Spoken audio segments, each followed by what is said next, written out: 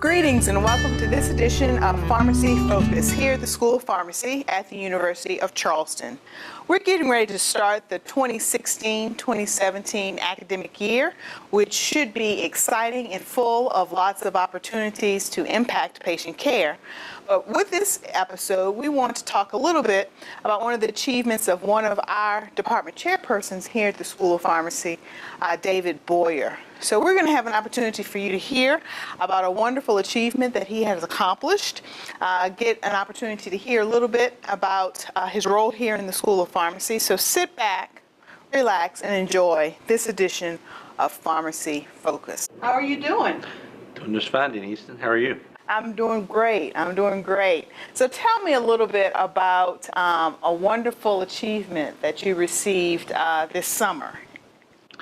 Well, this was the American Society of Health System Pharmacists bestowed upon me fellow status, which is basically a lifetime achievement award. And it is recognition of my years of service to both the state society and also the national organization.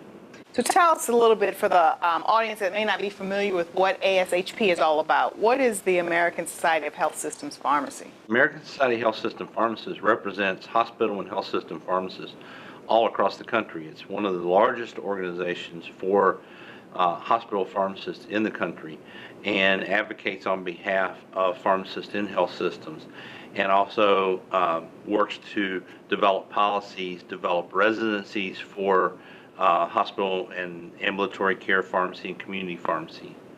Wonderful. So you have been very active in the WVSHP chapter, which is the state society for ASHP. So talk to us a little bit about what you've done with WVSHP.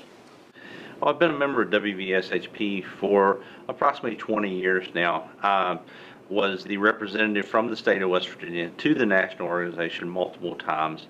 I started out on the board of directors by serving as a board member at large and moved up as a regional vice president, and then served 2 terms as president, one in 2013 and one in, I believe, 2008.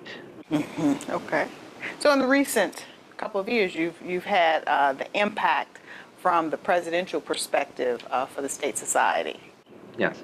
The presidency is a 3-year term, and so you serve as president-elect 1 year, and then president, and then past president the following year.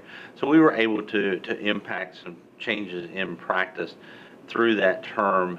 We were able to make some changes in the Practice Act and legislation in West Virginia through the advocacy efforts of WVSHP, and also to bring on both the schools of pharmacy at the University of Charleston and Marshall as chapters of the offshoots of that organization.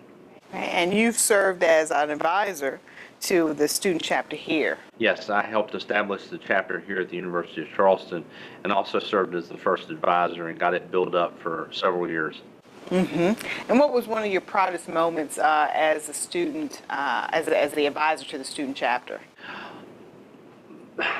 That's hard to say because there's so many moments. I would have to say seeing the students on a national level be recognized and acknowledged. The students won. This was actually after I was an advisor, but it was students that I started in the organization, won a national award for their video promoting the Pharmacy Practice Initiative. And that was a national award, and I was fortunate enough to be able to be there when they won that award. And it was very gratifying to see students who had started in the organization maybe didn't have a very good understanding of what hospital and health system pharmacy was all about, but then become engaged in the process and decide to make this video, and it was successful in its outcome.